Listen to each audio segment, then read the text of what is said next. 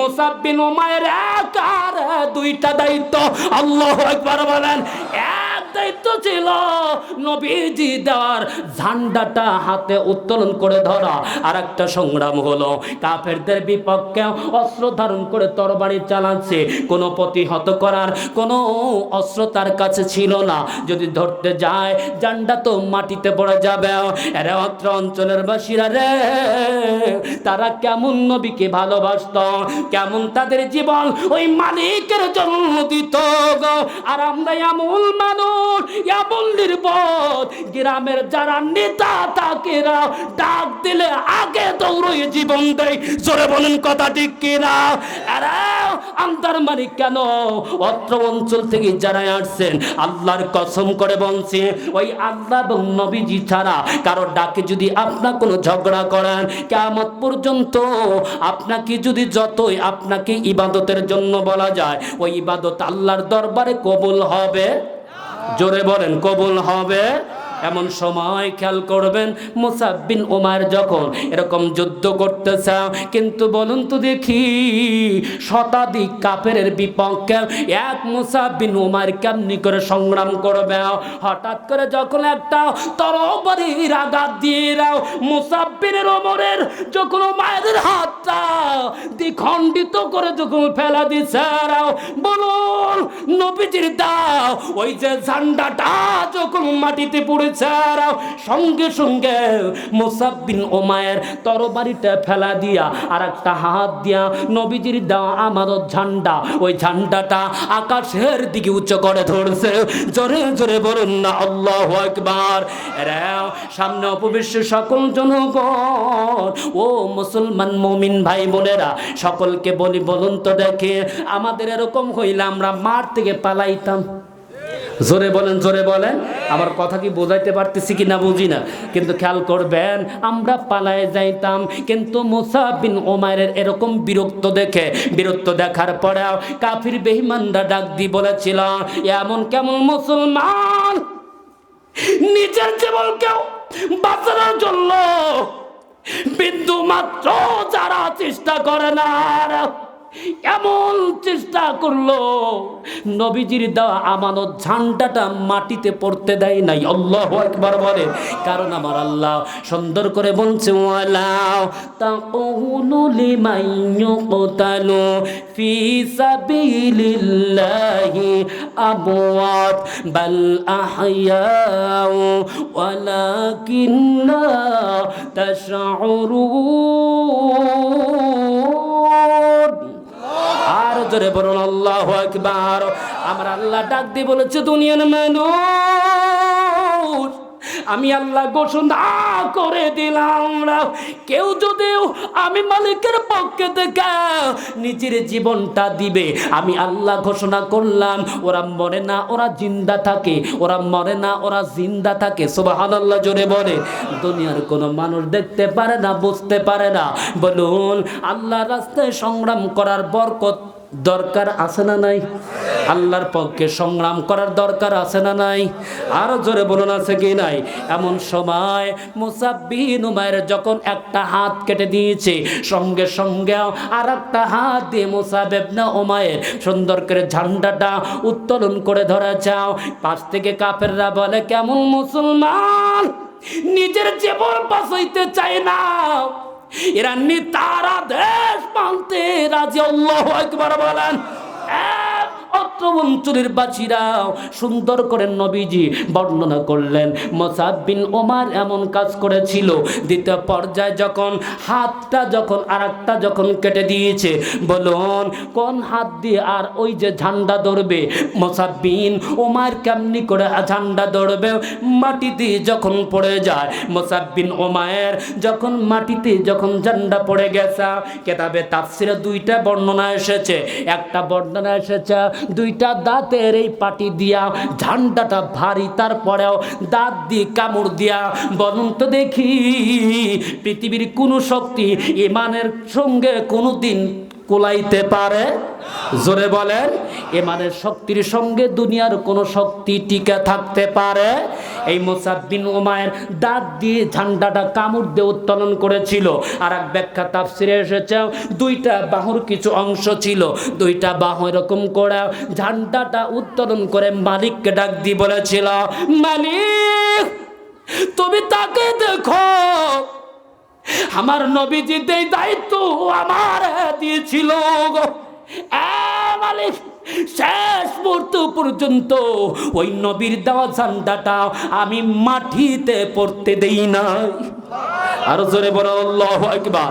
এমন সময় মুসাব বিন উমাইর যখন এরকম করলো, কিতাবে আসছে যখন ভিতরে এমন ভাবে তরবারির আঘাত করে যখন দ্বিখণ্ডিত করার চেষ্টা, অর্থাৎ ভিতরে ঢোকায় দিল, এমন সময় মুসাব বিন উমাইর আল্লাহকে ডাক দিয়ে বলেছিল, মালিক তোমার কাছে শেষ দাবি জানাই গো, দরদি প্রভু আমি তো বাঁচবো না, আমাকে তো বিদায় নিয়ে চলে যেতে হচ্ছে, কিন্তু তোমার কাছে একটা খবর জানায় দেয় মালিক গো, তুমি মেহেরবানি করে আমার এই খবরটা রাহমাতাল লিল আলামিন কি দিও।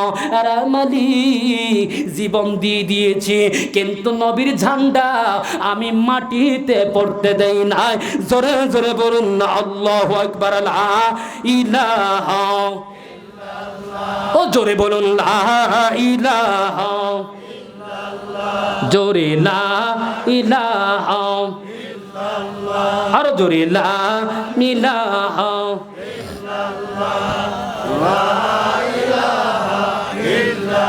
এই জন্য আমার আল্লাহ সুন্দর করে ডাক দিয়ে বললেন, ইউরি দুনালি ইউতুফিউ নূরাল্লাহি বিআফওয়াহিহিম। জোরে বলুন না আল্লাহু আকবার। আমার আল্লাহ ডাক দিয়ে বললেন, নবীজি তোমার উম্মতদেরকে জানাও, যারা আমি আল্লাহর নূরকে পুঁতে নিবেতে চাই গো, আমি মালিক কথা দিলাম, আমি আল্লাহ কথা দিলাম, ওই ব্যক্তিরা জানায় আমি আল্লাহর নূরকে যারা নিবে দিতে চায়, আল্লাহু মুতিম্মু নূরিহি। জোরে বলুন না আল্লাহু আকবার। আমার আল্লাহ ডাক দিয়ে রাহমাতাল লিল আলামিন, যারা আমার নূরকে নিভায় দিতে চায় গো, আমি মালিক কথা দিলাম রে, ওই নূরগুলা আমি আল্লাহ প্রসার করে দিব।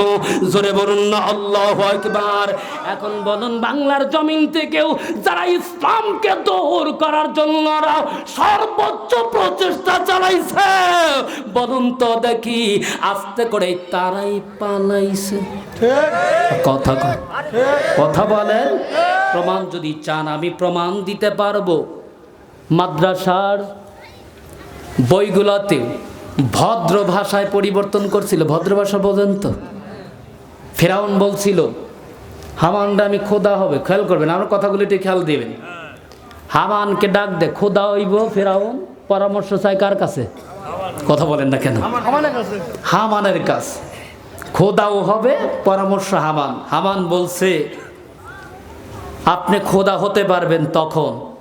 দুইটা ব্যাখ্যা এসেছে, কেউ বলছে 40 বছর, কেউ বলছে 100 বছর প্রতিষ্ঠান বন্ধ করে দেন, তাহলে মানুষের নৈতিকতার অবক্ষয় ঘটবে।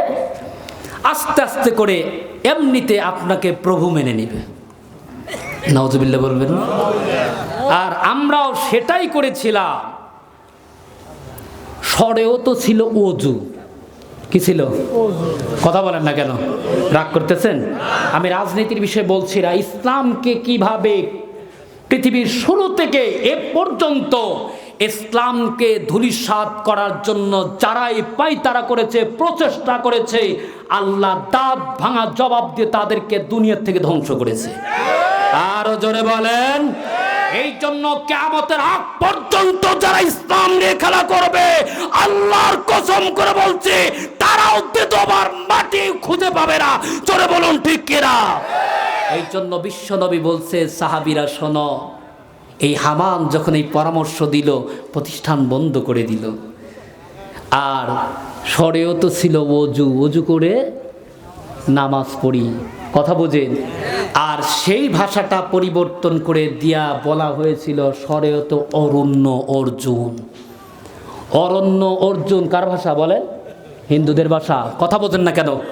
অরণ্য অর্জুন হিন্দুদের ভাষা, সেটা মাদ্রাসাতেও ভদ্র চিত্তে নমনীয় ভদ্র ভাষায় প্রয়োগ করেছে। এখন বলুন, ইসলাম টিকা রাখার মালিককে?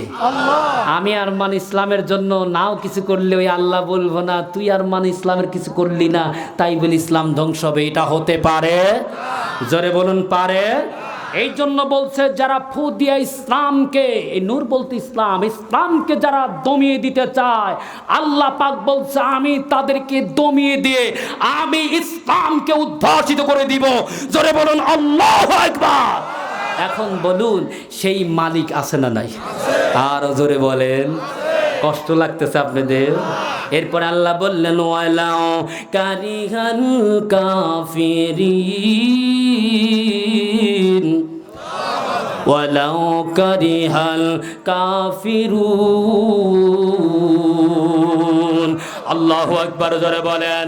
আমার আল্লাহ ডাক দিয়ে বলেন নবীজি আমি মালিক কথা দিলাম এরা বলতো যারা ইসলামকে ফৌদিয়া নিবাইতে চায় এরা আমি আল্লাহ তাদেরকে নিবাই দিয়াও আমি আল্লাহ ইসলামকে উদ্ভাসিত করে দিব। কিন্তু এতে কাফেরদের যদি যন্ত্রণা হয় কষ্ট হয় তাতে আমি আল্লাহর কিছু আসে যায়? কাফের কারা এখন শুনবেন? আল্লাহর আনিত বিধানের বিপরীত নিজের ব্যক্তিগত মন গড়া যারা ধর্ম চালার জন্য নিজের আইনকে যারা তৈরি করে তারা তাগুত। মনে রাখবেন, তারা তাগুত। যারা তাগুদের পিছনে পাইরিমি করবে তারাই কাফের। আর এই কাফেররা যদি অসন্তুষ্ট হয় আল্লাহ বলছে আমি আল্লাহর কোনো কিছু আসে যায়? এখন বলুন ইসলাম